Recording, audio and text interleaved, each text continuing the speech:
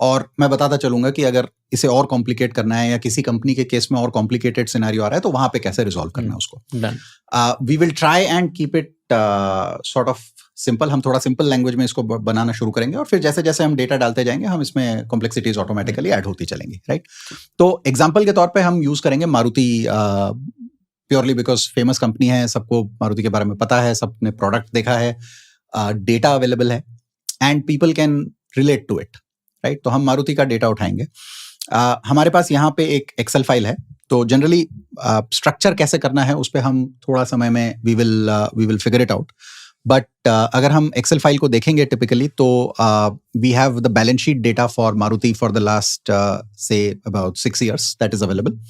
हमारे पास profit and loss का एक सेट ऑफ डेटा है पिछले 6 साल का। ये सारा डेटा रुपीज करोड़ में है, INR करोड़ में, right. Just to kind of ensure that we are all kind of working on this, we will write as a good practice Maruti Suzuki. यहाँ पे हम लिख देते हैं, तो हम सभी शीट्स पे इसको डाल सकते हैं कि हम मारुति का मॉडल जो है बना रहे हैं, राइट।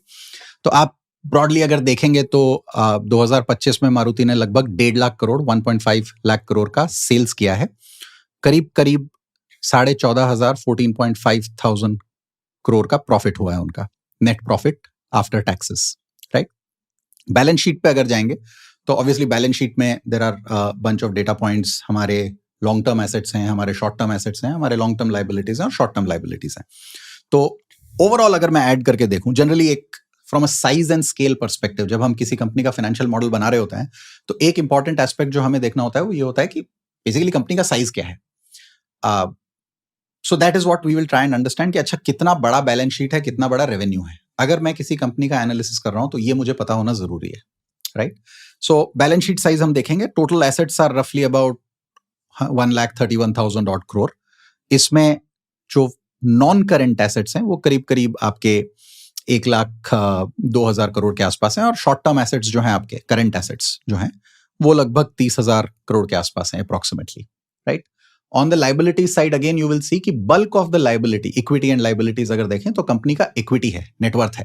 बेसिकली जो हर साल कंपनी प्रॉफिट बनाती है, डिविडेंड डिस्ट्रीब्यूट नहीं करती है, वो that keeps getting sort of retained by the company, that number itself is close to 1 lakh crore.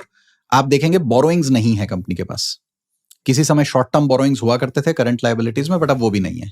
So effectively borrowings जो हैं वो कंपनी के पास नहीं है and it's a debt free company. यहां हमने बैलेंस शीट के नीचे एक चेक का फिगर लगा दिया है जो टोटल एसेट्स और टोटल इक्विटी एंड लाइबिलिटीज के अगेंस्ट कंपेयर कर रहा है। तो जब हम इसको प्रोजेक्ट करेंगे तो हम चेक करते चलेंगे कि क्या हमारा बैलेंस शीट बैलेंस हो रहा है या नहीं हो रहा है, right. So that is the aspect of what we are kind of looking at and what we are going to cover with the perspective of financial modeling. यहाँ पे कुछ और डेटा है, इस पे अभी आते हैं। जब हम एक फाइनेंशियल मॉडल बना रहे होते हैं तो प्रिडोमिनेंटली 2-3 एस्पेक्ट हैं इसके। पहला एस्पेक्ट ये है कि मुझे शुरू कहाँ से करना है, राइट। तो मान लीजिए मैं एक ब्लैंक एक्सेल फाइल से शुरू कर रहा हूँ। यहाँ तो हमने डेटा डाल दिया है, बट अगर मैं ब्लैंक एक्सेल फाइल से शुरू कर रहा हूँ या किसी और कंपनी पे कर रहा हूँ तो मुझे डेटा मिलेगा कहाँ से, राइट। ये सारा डेटा जो है कंपनी के फाइनेंशियल स्टेटमेंट से निकाला गया है। टिपिकली उनके एनुअल रिपोर्ट्स में ये डेटा मिलेगा। तो आप ईयर बाय ईयर वो एनुअल रिपोर्ट्स पे जाएंगे। हम एक्चुअली चेक भी कर सकते हैं कि कौन से एनुअल रिपोर्ट्स जो हैं उसे हम पिक कर रहे हैं। तो let's say I go to this website called Screener. यहाँ पे हम मारुति सुजुकी को सर्च करते हैं एंड और भी डेटा आपको यहाँ से मिल जाएगा। For example, generally to understand the company की 4 लाख करोड़ के आसपास मार्केट कैप है इनका एंड फेस वैल्यू इनके शेयर का 5 है। कहाँ यूज होगा मैं बताता हूँ आपको, but will see how that goes.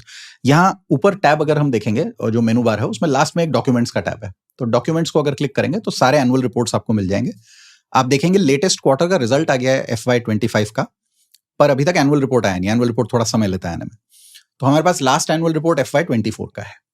Annual report अगर हम ओपन करेंगे, so let's say I click on this and I open the annual report. तो एनुअल रिपोर्ट में आपको डेटा मिलने लगेगा about the years. There is a reasonably large document. We will focus on consolidated statements. तो मान लीजिए I think assuming कि यहाँ कहीं कंसोलिडेटेड स्टेटमेंट्स हैं इनके, साइज थोड़ा सा इंक्रीज कर देते हैं। तो आप देखेंगे कि एनुअल रिपोर्ट में मुझे 2024 के एनुअल रिपोर्ट में 2024 और 2023 के नंबर मिल रहे हैं, ठीक है। यहाँ मिलियंस में है, मैंने उसे करोड़ में कन्वर्ट कर दिया बिकॉज इंडियन कंपनीज थोड़ा करोड़ में ज्यादा इजीली समझ में आता है, राइट। एंड बड़ा नंबर है तो it's easier to kind of comprehend that way. तो 2024 के एनुअल रिपोर्ट में हमने 2024 और 23 का डेटा निकाल लिया। 2023 के एनुअल रिपोर्ट पे जाएंगे तो वहां भी 23 का डेटा वापस से मिलेगा, राइट? बट हमें लेटेस्ट डेटा यूज करना चाहिए, क्योंकि कई बार कंपनीज कुछ रीस्टेटमेंट कर देते हैं, कुछ रिक्लासिफिकेशन कर देते हैं लाइन आइटम्स का।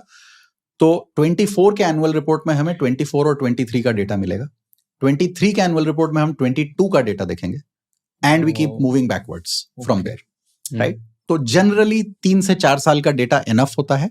मैंने यहाँ थोड़ा ज्यादा डाल दिया है जनरली, बिकॉज 4 साल 5 साल पहले जाएंगे तो कोरोना वाला ईयर आ जाएगा, and that year is where typically things kind of fail suddenly. So just to get a sense कि उससे पहले क्या हो रहा था, कुछ डेटा वहां का डाल दिया हमने, राइट? 2020 से डेटा अवेलेबल है, which was the corona year, and then we have the data kind of projecting from there. सारा हिस्टोरिकल डेटा है। अच्छा, इसमें एक कैविएट जो है वो ये है कि 2025 का जो मैं आपको कह रहा था, हमारे पास डेटा एनुअल रिपोर्ट में अवेलेबल नहीं है, राइट? जब एनुअल रिपोर्ट आ जाएगी तो हम 2025 का डेटा और 2024 का डेटा रीस्टेट कर सकते हैं, जाके चेक कर सकते हैं। पर अभी अगर मैं देखना चाहूं वो डेटा, तो आप यहां पे क्वार्टरली रिजल्ट्स अवेलेबल होते हैं, राइट? सो इसमें लास्ट क्वार्टर आप देखेंगे, मार्च क्वार्टर का रिजल्ट आ चुका है, तो टेक्निकली एनुअल रिजल्ट्स आ चुके हैं। इसे मैं यहां नीचे एक पीडीएफ है, ये डॉक्यूमेंट आपको कंपनी के वेबसाइट पे मिल जाएगा, एक्सचेंज के वेबसाइट पे मिल जाएगा। Companies are filing these results, right? So ये हमें डेटा मिल गया है। यहां पे मैं देखूंगा तो पहले स्टैंड अलोन रिजल्ट्स हैं, और फिर हम आगे जाएंगे तो कंसोलिडेटेड रिजल्ट्स आपको यहां मिल जाएंगे। This has the PNL and the balance sheet headers. जो चीज अवेलेबल नहीं है वो जब हम एनुअल रिपोर्ट देखते हैं, जैसा कि आप जानते होंगे कि अगर हम एनुअल रिपोर्ट में जाके नंबर्स देखेंगे तो वहां नोट्स टू अकाउंट्स भी होते हैं। मुझे और डिटेल में जाके अगर चेक करना है कि डेट का नंबर क्या है या एसेट्स कौन से हैं, वो 2025 के लिए वो नंबर अभी हमारे पास अवेलेबल नहीं है as of now when we are doing this. May be in the next 2-3 weeks जब भी एनुअल रिपोर्ट आएगा वो डेटा अवेलेबल हो जाएगा। पर 2025 का डेटा एनुअल रिपोर्ट की जगह हमने उठाया है इस फाइनेंशियल स्टेटमेंट से, तो यहां से हमने ये डेटा एक्सेल फाइल में फीड इन कर दिया है, ठीक है? और इसमें why is it important to take consolidated का data and why not standalone? नहीं, नॉट नेसेसरी, हम स्टैंडअलोन भी ले सकते हैं। जनरली अगर कंपनी का बिजनेस प्रॉपर्ली कंसोलिडेशन में रिप्रेजेंट हो रहा है तो हम वो ले लेंगे। अगर कंपनी का कंसोलिडेटेड बिजनेस बहुत कॉम्प्लिकेटेड है, क्योंकि मल्टीपल बिजनेसेस इन्वॉल्व हैं, तो फिर उस केस में हम कई बार उसे जाके और स्टैंड अलोन पे वैल्यू करते हैं, और फिर बाकी जो सब्सिडरीज हैं उनको हम we call a valuation methodology called sum of the parts. तो हम बाकी सब्सिडरीज को अलग से वैल्यू करेंगे और स्टैंड अलोन बिजनेस को अलग से वैल्यू करेंगे। बट मारुति के केस में basically stand alone and consolidated में not be very different, so we took consolidated. अभी अगर मैं एलएनटी का वैल्यूएशन करने लगूंगा मान लीजिए, तो एलएनटी में कंसोलिडेशन में बहुत सारे और बिजनेसेस आ जाते हैं, जैसे एलटीआई माइंट्री आ जाएगा, which is a complete IT business in itself. वो एक लिस्टेड एंटिटी है, उसका एक्चुअल वैल्यूएशन मार्केट में चल रहा है, तो हम एलएनटी के स्टैंड अलोन बिजनेस को वैल्यू करके और एलटीआई माइंट्री की वैल्यू ऐड कर सकते हैं उसमें। तो वहां उस तरह के केसेस में जहां consolidation becomes a lot of complicated different businesses coming together, बहुत सारे अलग अलग तरह के बिजनेसेस साथ में जोड़ दिए गए हैं, वहां फिर थोड़ा सा ट्रिकी हो जाता है। तो उस केस में फिर हम स्टैंड अलोन के साथ जा सकते हैं। ऐसा जरूरी नहीं है, वहां भी कंसोलिडेटेड ले सकते हैं, बट फिर हमें हर एक बिजनेस को प्रोजेक्ट करना पड़ेगा। सब बिजनेसेस का प्रोजेक्शन होकर फिर कंसोलिडेटेड स्टेटमेंट बनेगा, जो जनरली थोड़ा सा कॉम्प्लिकेटेड हो जाता है यहाँ पे। Got it. राइट? यहाँ पे डिफरेंस नहीं है, तो हम मतलब we can go ahead and take the consolidated ones and we can start with that, right? So that is the data that is available. अब जब भी हम वैल्यूएशन मॉडलिंग कर रहे हैं तो हमें कुछ डेटा की जरूरत होगी और कुछ हम डेटा पॉइंट्स बनाएंगे। तो let me also quickly represent what is needed in the valuation modelling exercise. तो 5-6 स्टेप्स हैं जो हमें ब्रॉडली समझने होंगे या फॉलो करने होंगे। पहला है, हमें प्रॉफिट एंड लॉस स्टेटमेंट के ड्राइवर समझना जरूरी है। रेवेन्यू कैसे ड्राइव हो रहा है, कैसे डिराइव हो रहा है, कहां से आ रहा है, कंपनी कैसे सेल्स करती है और कहां से पैसा बनता है उनका, कॉस्ट क्या है ये सेल्स को अटेन करने में, मेजर कॉस्ट क्या है। तो हर बिजनेस के अलग सॉर्ट ऑफ ड्राइवर्स होंगे, मॉडल्स होंगे, उसको हम जाके प्रोजेक्ट करेंगे। We will try and understand that first and then we will go to the projection domain. तो पहला काम है समझना कि रेवेन्यू कहां से आ रहा है, और दूसरा काम है फिर जाके उसको प्रोजेक्शन के लिए यूज करना। ये हो गया पीएनएल। पीएनएल में रेवेन्यू और कॉस्ट अलग अलग हम जाके प्रोजेक्ट करेंगे, and then will combine the two as we go along. Then we step towards balance sheets. Balance sheet में हम 3 हिस्से कर सकते हैं ब्रॉडली। एक, आप लॉन्ग टर्म एसेट्स ले लीजिए। टिपिकली लॉन्ग टर्म एसेट्स आपका फैक्ट्री, प्लांट, मशीनरी इस तरह का होगा, तो यूजुअली केपेक्स से रिलेटेड होगा। तो एक आप केपेक्स का प्रोजेक्शन करेंगे अलग से। अगर केपेक्स है तो काफी पॉसिबिलिटी है कि फर्म के पास बोरोइंग्स भी हो। मारुति के केस में नहीं है, बट किसी और फर्म के साथ हो सकती है। फिर हम लॉन्ग टर्म लायबिलिटीज प्रोजेक्ट करेंगे। ठीक है, ये दोनों जब रिजॉल्व हो जाएंगे तो इसके बाद हमारे शॉर्ट टर्म एसेट्स और शॉर्ट टर्म लाइबिलिटीज आएंगे जो वर्किंग कैपिटल है, तो फिर हम वर्किंग कैपिटल को जाके डील करेंगे, उस पर प्रोजेक्शंस करेंगे। सो 5 ब्रॉड एलिमेंट्स हैं, रेवेन्यू हो गया, कॉस्ट हो गया, long term asset, long term liability and working capital. एक बार इन पांचों को हमने इवेल्युएट कर लिया तो हमारा एक ढांचा, एक स्ट्रक्चर तैयार हो जाएगा। अब इस स्ट्रक्चर पे हमें यूज करके आगे करना है प्रोजेक्शन।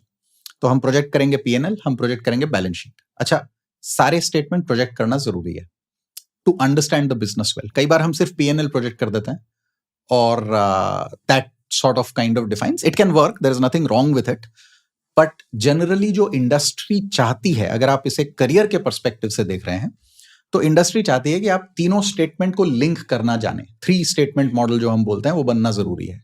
तो मुझे बैलेंस शीट भी प्रोजेक्ट करनी होगी, मुझे पीएनएल भी प्रोजेक्ट करना होगा, मुझे लिंकेजेस करने होंगे, और बैलेंस शीट जो है बैलेंस होना जरूरी है। ये बहुत कॉमन प्रॉब्लम और इशू आता है कई बार, जब पहली बार कोई स्टार्ट कर रहा होता है, ये कि बैलेंस शीट बैलेंसिंग में थोड़ा सा चैलेंज होता है, right, because we have not done linkages correctly, कहीं हमने कुछ मिस कर दिया है, कहीं हमने कुछ या उस तरह से सोचा नहीं है। तो पूरा एक होलिस्टिक सोचना जरूरी है ताकि हम एक पूरा लिंक मॉडल बना सके। एक बार जब हमने प्रोजेक्शंस कर दिए, उसके बाद में आएगा वैल्यूएशन, कि हम फाइनल वैल्यूएशन का एक्सरसाइज करेंगे। यहां पे हम कोई भी वैल्यूएशन मेथोडोलॉजी यूज कर सकते हैं। We can use DCF, we can use relative valuation. बहुत सारे कंपनीज हैं जो कि पूरा प्रोजेक्शन करने के बाद में PE रेशियो यूज करते हैं, राइट।